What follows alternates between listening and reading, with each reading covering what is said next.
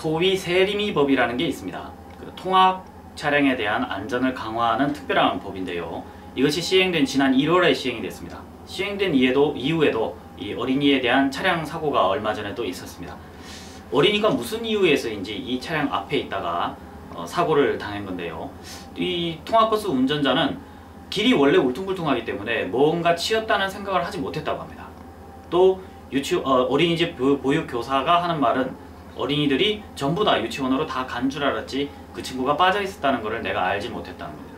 그래서 사실 이 어린아이는 치여서 숨진 상태에서 방치되어 있었어요. 차는 이미 가버리고. 그래서 인근 지나가던 주민이 발견하고 경찰에 신고한 겁니다. 참 안타까운 사건이죠. 어찌 보면은 그때 응급조치를 했더라면은 살릴 수도 있었을 텐데요. 이런 형사 사건에 대해서 어떤 형벌이 적용될 것 같습니까? 고의로 살인을 한 건 아니죠. 과실이죠, 과실. 과실이고 업무상 과실치사입니다. 업무상 과실치사. 업무상 과실치사이고 이 사람이 사람을 치었다는 걸 알고 도망갔다면 특정범죄 가중처벌 등에 관한 법률 위반 도주 차량이 되죠. 뺑소니, 소위 말하는 뺑소니가 됩니다. 근데 길이 원래 울퉁불퉁해서 어린아이를 친 경우에는 그걸 인식하지 못했을 수도 있죠. 어쩌면은 그런 경우에는 그 사람은 뺑소니에 고의가 없는 거예요. 그래서 업무상 과실치사죄만 적용이 됩니다. 업무상 과실치사로 사람을 죽였지만 그 어린아이가 차 앞에 가 있었으리라고는 예상하기 어렵죠.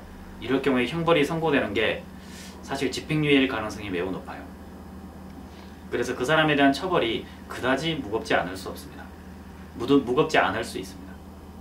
다만 이 유치원과 통학버스 기사 이런 경우에는 모두 민사상 손해배상 책임을 부담할 겁니다. 근데 민사상 손해배상 책임도 전액이 다 이렇게 보상받는 건 아니에요. 왠지 아십니까?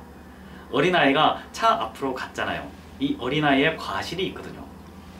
어린아이가 왜 차 앞으로 갔는지는 아무도 모릅니다. 아무도 모르고 어떤 경위를 통해서 애가 거기에 갔는지도 몰라요.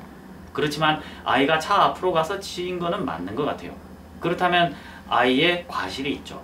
아이의 과실이 있기 때문에 과실상계를 대폭 당할 것 같습니다. 그 위험하다는 걸 부모가 좀 교육을 시켰어야 된다는 그런 점이 있는 거죠. 그죠? 그래서 과실상계를 당해서 아마 손해배상금이 줄어들 겁니다. 더 슬픈 거는 뭔지 아십니까? 사람 하나의 목숨값입니다. 그 어린아이가 피어보지도 못하고 4살, 5살에 숨졌지 않습니까? 이 아이의 목숨값이 법으로 계산하면 얼마일 것 같습니까? 고작 4억 내외입니다. 4억 내외. 내가 아주 잘 나가는 직업, 고수익의 직업을 가지지 않는 이상 사람의 목숨값은 취업 전이라면 거의 똑같이 평가받아요. 그래서 일용 노동자 20살부터 취직을 19살부터 취직을 하는 걸로 보고요. 그래서 가동연한 55세 또는 60세까지 가동된다고 보고 그걸 일수로 곱해서 계산하고 지금 일시금으로 지불하니까 일종의 상계를 해냅니다. 공제를 해냅니다. 공제를 해서 평가되는 금액이 4억 내외가 돼요. 기껏 많아봐야 5억이 될까 말까. 그리고 우리나라는 사망사고에 대한 위자료를 1억 원을 넘게 인정하지를 않습니다. 심지어 고의살인, 사람을 찔러서 죽였다 할지라도 이 위자료 산정은 1억을 넘기가 또 어려워요. 그러다 보니까 사람 하나 죽어도 가해자가 물어줘야 될 금액은 5억을 넘기가 거의 불가능합니다. 4억 내외에서 거의 다 결정이 납니다. 어찌 보면 슬픈 현실이죠. 심지어 고의로 살인해도 그런데요. 이 어린아이는 죽었지만 사실은 과실상계를 당할 수 있기 때문에 4억도 못 받는다고 보죠. 제 생각에는 과실상계가 한 20-30% 되지 않을까 싶거든요.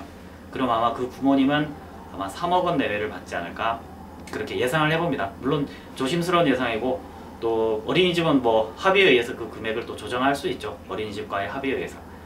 합의가 어떻게 진행될지 그건 알 수 없습니다. 다만 그때 사고 당시에 현장을 목격한 사람이 없다는 점이 좀 문제인데요. 그래서 사실관계를 정확하게 밝혀내긴 어려울 거예요. 그래서 운전자의 진술에 많이 힘이 실릴 겁니다. 그래서 어린아이의 과실이 많은 것으로 아마 조사가 되지 않을까. 그리고 이 운전자는 구속수사하기 좀 어려울 수 있어요. 뺑소니 인정받기 어려울 것이고. 대충 그런 예상을 해봅니다. 결론이 최종적으로 어떻게 될지는 좀 더 뭐 언론 보도나 이런 걸 좀 지켜봐야겠죠.